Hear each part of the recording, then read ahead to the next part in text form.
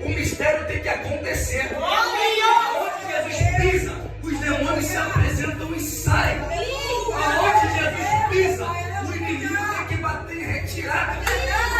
E o que acontece naquele exato momento? Quando os demônios se apresentam a Jesus, e Jesus pergunta o nome deles, e diz que é Legião, Jesus roga para que eles saíssem do corpo daquele homem. E o que acontece? Quando Jesus fala para sair do corpo daquele homem, ele se apresenta a Jesus dizendo: aí tem uma manada de porcos, podemos entrar naqueles porcos? E Jesus autoriza os demônios a entrar nos porcos.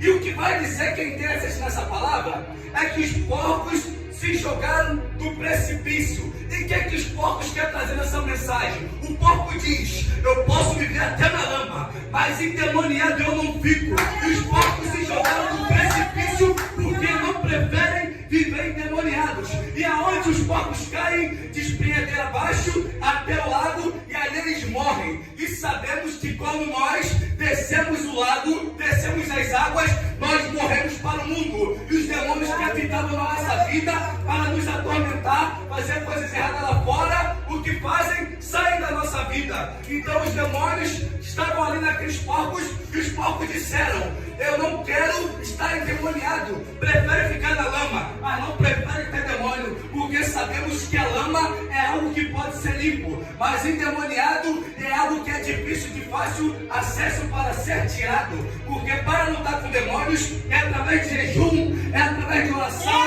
é através de consagração. E se não tiver jejum, não tiver oração, não tiver consagração, os demônios não saem. E sabemos que Jesus, ele é o santo dos santos, e sabemos que para expulsar um demônio no nome de Jesus é luta. Imagine para expulsar 8.000 demônios, legiões, é mais luta ainda. É por isso que nós temos que estar de joelho, é por isso que nós temos que estar se consagrando ao Senhor, para que quando apresentar sobre nós os demônios, que nós faremos no nome de Jesus, os demônios terão que bater retirada, porque nós temos uma marca da promessa, e nós temos que sair sobre a nossa vida, e os demônios têm que bater retirada.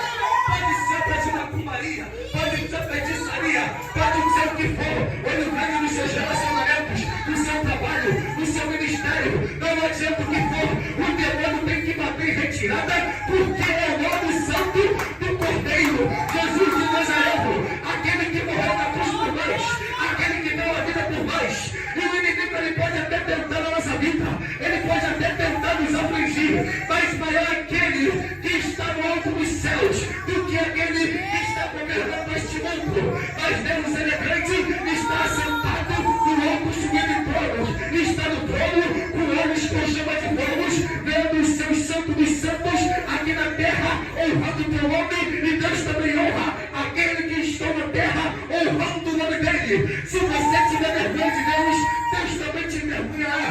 Mas se você tiver honra a Deus, Deus também te honrará. Nos céus, na terra e embaixo da terra, Deus honrará você. E Deus fará com que eles olhem para você e vejam Deus em você, porque tu é a própria carta viva. E temos que entender, a palavra até convence, mas o exemplo arrasta multidões. E se nós tivermos exemplos, nós ganharemos vidas. Nós sabemos que a luta é grande, a luta é constante, mas o inimigo vai tentar a todo vapor, vai tentar a todo momento. Mas nós temos que entender que o maior é aquele que está habitando dentro de nós. Nós temos a marca da promessa, nós temos sangue do Cordeiro na nossa vida, nós temos o pão da vida, o pão que desceu do céu, o verbo que desceu e se fez carne e morreu na cruz do Calvário. E sabemos que onde ele morreu, naquela cruz do Calvário, se chama Gólgota. Gólgota se chama lugar de caveira. E Jesus naquela cruz, a cruz simboliza uma espada na cabeça da caveira. E Gólgota é lugar de caveira, e a espada desceu sobre a cabeça da caveira. E ali a morte não teve vez contra ele. E ao terceiro dia ele ressuscitou dentre as mortos para trazer vida, e vida com abundância. Romanos 8 vai dizer: nenhuma condenação há para aqueles que estão em Cristo Jesus. Se você está em Cristo Jesus, não há condenação para você. Viver em Cristo é lucro, morrer em Cristo é lucro, morrer sem Cristo não é lucro. Apocalipse capítulo 20, versículo 15 vai dizer: aquele que não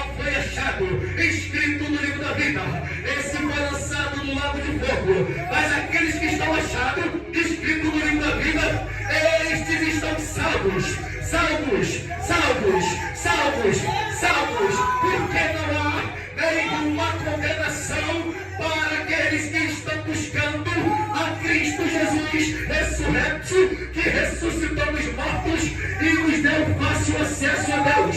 Jesus disse: eu sou o caminho, eu sou a verdade, eu sou a vida, e ninguém vem ao Pai a não ser por mim. Existe a porta larga, existe a porta estreita. Então vamos para 2 Reis, capítulo 6.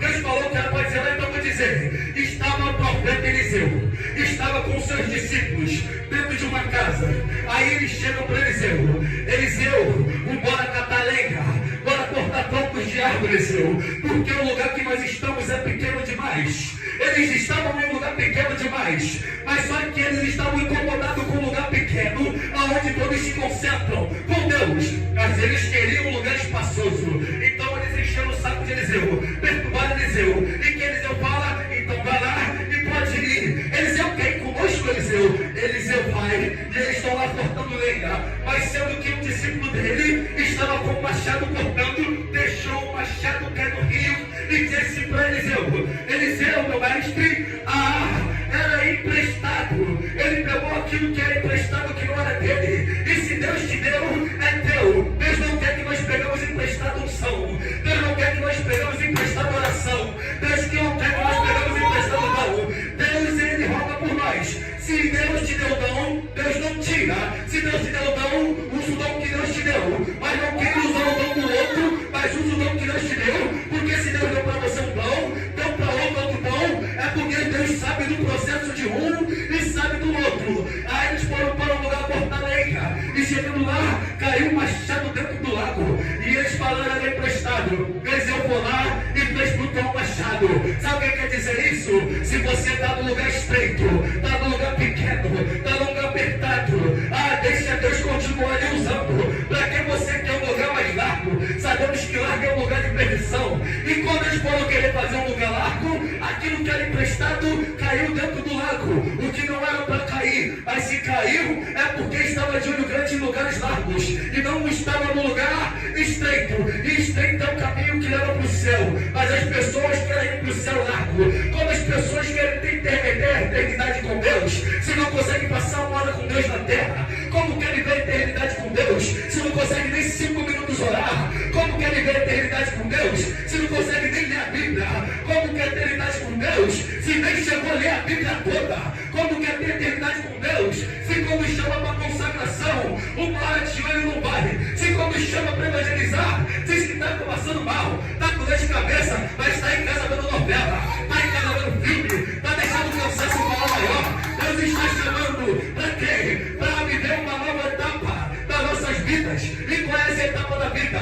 É crescer e crescer e crescer. A palavra de Deus vai dizer que a palavra dos 3 fermentos, e Deus começou a levantar a cada um. Um fermento cresce, o outro cresce mais e o outro cresce mais ainda. Qual é a etapa de fase? Você cresce pouco, depois cresce um pouco mais, depois cresce um pouco mais. E como eu digo, quem busca muito, recebe muito. Quem busca pouco, recebe pouco. Mas quem não busca, não ganha nada, não recebe nada. E nós temos que saber bater, temos que saber pedir para nós recebermos. E nós pedimos e não recebemos porque nós pedimos mal. Mas se nós sabemos pedir, nós estaremos pedindo porque nós estamos buscando bem. E se nós recebemos, é porque nós estamos no caminho correto. Mas se não receber, é porque tem algo que está dando de errado. E nós temos que saber botar no X e botar cada lugar no lugar. Onde nós vamos jogar semente? Vamos jogar numa terra boa para crescer? Ou vamos jogar em cima da rocha para secar?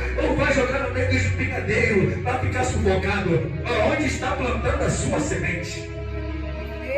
Aonde nós vamos plantar a nossa semente? Temos que saber onde nós estamos plantando a nossa semente. Como nós vamos plantar a nossa semente? Cada ano que passa, o inimigo ele vem com estratégia nova. Nós não podemos ficar na mesma estratégia. Nós temos também que mudar a estratégia dia por dia.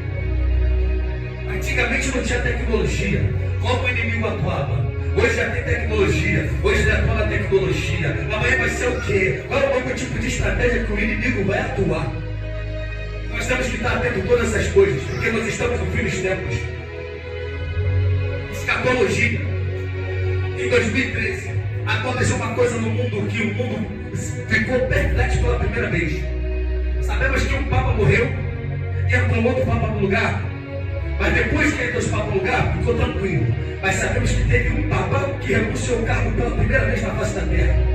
E entrou outro papa no lugar daquele que renunciou, porque para o papa entrar um tem que morrer. Mas teve um vivo que renunciou e o outro entrou. E sabe o que vai dizer? Estudando de Escatologia 2013, a Globo, a Record, qualquer emissora de TV estavam transmitindo. Sabendo que a Bíblia vai dizer que de manhã, de tarde é luz e à noite é trevas. Quando deu 6 horas da noite, o Papa renunciou o cargo às 3 horas e às 3 horas entrou um novo. Quando deu 6 horas da noite, 6 horas significa trevas, já anoiteceu e caiu um raio dos céus em cima do Vaticano. E o livro do Lucas vai dizer: eu vi Satanás cair do céu como um raio. De 2013 para 2020 teve rumores de guerra, países falando que ia invadir um outro, falando que ia ser uma união só, uma moeda única o tempo todo. Quando chegou 2020, veio a pandemia. O que teve na pandemia?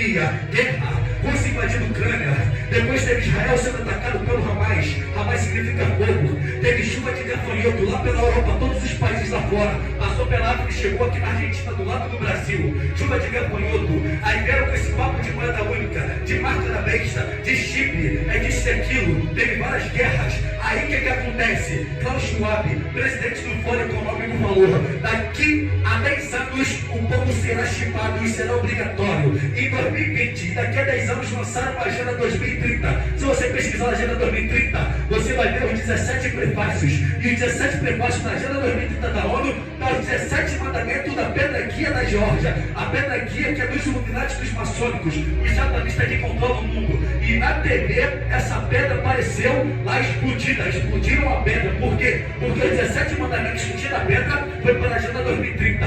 E sabe o que está no primeiro prefácio da Agenda 2030? Primeiro prefácio: para o mundo ser melhor, tem que ter 500 milhões de pessoas. E está escrito: erradicação da população, diminuir a proporção de homens, de mulheres, de crianças, vai diminuir a população. Eles querem acabar com a população, eles querem diminuir, porque o anticristo, quando veio à terra para controlar o mundo, ele não conseguiu controlar bilhões de pessoas por um sistema tecnológico, mas para controlar, ele consegue ter acesso a 500 milhões de pessoas. Aqueles que foram chipados, vamos entender uma coisa sobre isso. Chip vai ser colocado na mão direita ou na testa. E o que quer dizer sobre isso? Ser controlado, porque sabemos que o nosso cérebro é o que controla a nossa mente. Temos raios magnéticos no nosso corpo que controlam. Se botar um chip no nosso cérebro, eles vão saber o que nós estamos pensando. Porque Satanás, ele é doido para fazer o quê? Para ler nosso pensamento, só Deus vê. Mas com chip magnético no nosso cérebro, correndo correntes sanguíneas e energia elétrica, erótica, o que acontece? Eles vão conseguir ler o que nós estamos pensando. E o que vai dizer sobre a pandemia? Vai dizer que a marca da besta será colocada na mão direita e na testa. E na pandemia, você vai entender uma coisa: quando você entrava no mercado para comprar alguma coisa, o que eles faziam? Vinham com medidor de pressão de Covid na testa e na mão direita. E vai dizer: ninguém vai poder comprar e ninguém vai poder vender aquele que tiver marca. Você só podia entrar no mercado e comprar se você tivesse de máscara. Se você estivesse na rua vendendo, também tinha que estar de máscara para comprar e vender, porque sem máscara você não entrava em lugar nenhum. E o mundo todo caiu nisso. Por quê? Porque Coreia do Sul odeia Coreia do Norte, Coreia do Norte odeia Estados Unidos, China odeia Estados Unidos, Brasil odeia Venezuela, mas todos os países se uniram e todos os países se ajuntaram e ficaram numa só união. Todo mundo usou máscara, todo mundo tomou vacina e todo mundo só podia comprar e vender se estivesse de máscara. E o fim dos tempos está aí na nossa cara mostrando tudo. Essas guerras que estão acontecendo em Israel o tempo todo. Aí o que acontece? O povo israelita, os judeus, prepara a roupa do Messias. Sabemos que o Messias é o anticristo para nós. A Bíblia, que o Messias verdadeiro morreu na cruz do Calvário.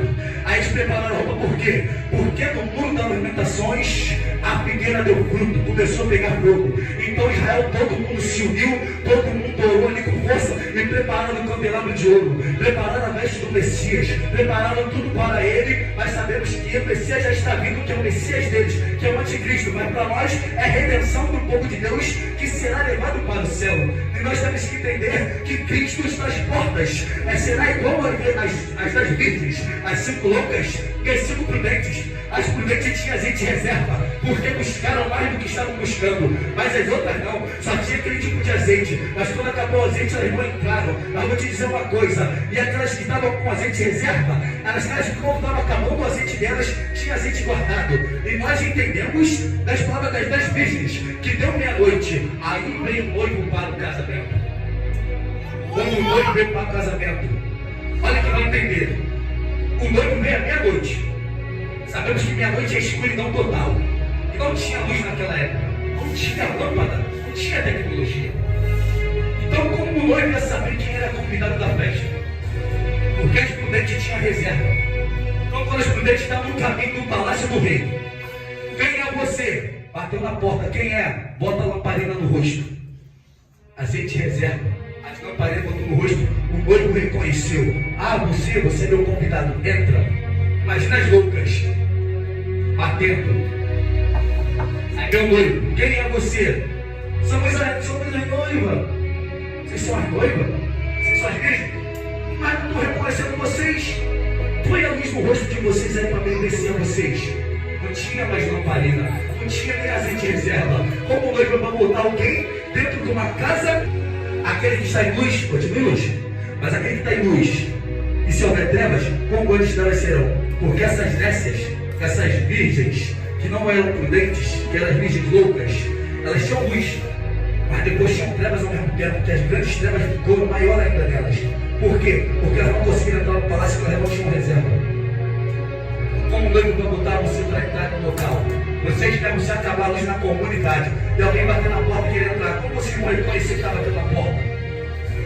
Como você vai saber quem está batendo na porta para entrar? Está tudo apagado, houve um apagão total. Mas se vier com a luz, se botar a luz na face, você vai saber quem é. Pode entrar. É assim as virgens. Elas tiveram reserva. E Jesus está na porta para buscar a tua igreja. Nós estamos no fim dos tempos. Jesus vai buscar a tua igreja. Nós estamos no fim de tudo. Do fim da era. Sabe quando começou o fim dos tempos? Atos 2, descida do Espírito Santo. Quando o Espírito Santo desceu sobre a casa, estavam todos reunidos. Falaram que os homens estavam bêbados. Aí chega a voz do Pedro e diz: foi predito pelo profeta do Joel que no fim dos tempos, olha o que disse, que no fim dos tempos desceria o Espírito de Deus sobre eles. Os jovens terão visões, os velhos terão sonhos, os mancebos profetizarão. Então, quando ele disse que no fim dos tempos desceria sobre aquele povo, foi em Atos 2, quando estava dentro de uma casa e desceu sobre eles ali. Mas isso aí já começou no fim dos tempos, imagine hoje é o que então? O amor de muitos está esfriando. Imagine que o amor de muitos esfriar de verdade. Fica pior. Como vai ser?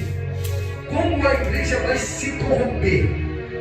Como a igreja vai se botar na posição? Porque a Bíblia vai dizer que, se possível, até os eleitos serão enganados. Nós temos que manter a posição para nós não sermos enganados. Porque se nós formos ser enganados, nós não teremos a chance de subir. Porque aqueles que forem enganados vai ser enganado pelo falso profeta, vai ser enganado pela besta e não entrará no reino, porque vai ter que botar a marca dele. Mas se nós tivermos o conhecimento, Oséias capítulo 6, versículo 4 vai dizer: meu povo é destruído por falta de conhecimento. Se nós pararmos para ter conhecimento, nós entenderemos. Foi como a pastora disse, como eu falo para a pastora, compre uma Bíblia de estudo, que você além de ter a Bíblia, você vai ter o estudo e vai ter o conhecimento. Porque Oséias vai dizer: meu povo é destruído por falta de conhecimento. Mas se nós tivermos conhecimento, nós não seremos destruídos. Imagine conhecimento, imagine oração, imagine jejum, santidade e busca. O inimigo ele não consegue entrar na nossa vida com força. Mas se nós pararmos para buscar o Senhor, e se nós pararmos para entender o que o Senhor quer com nós conseguiremos ter acesso aos céus.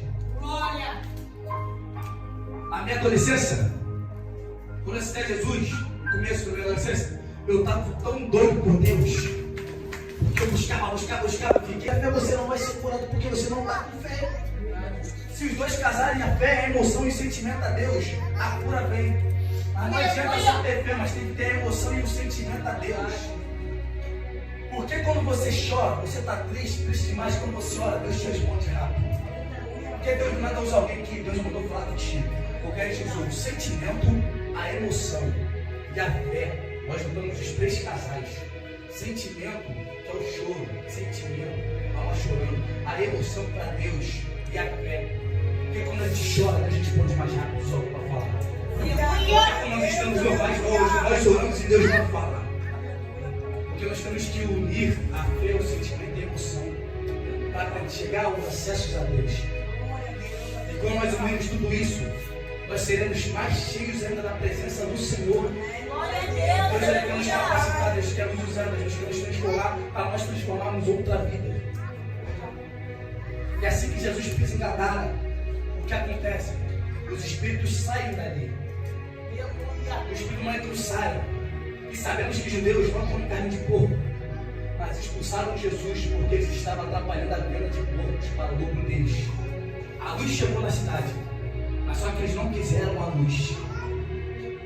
Jesus veio para os seus, mas os seus não receberam.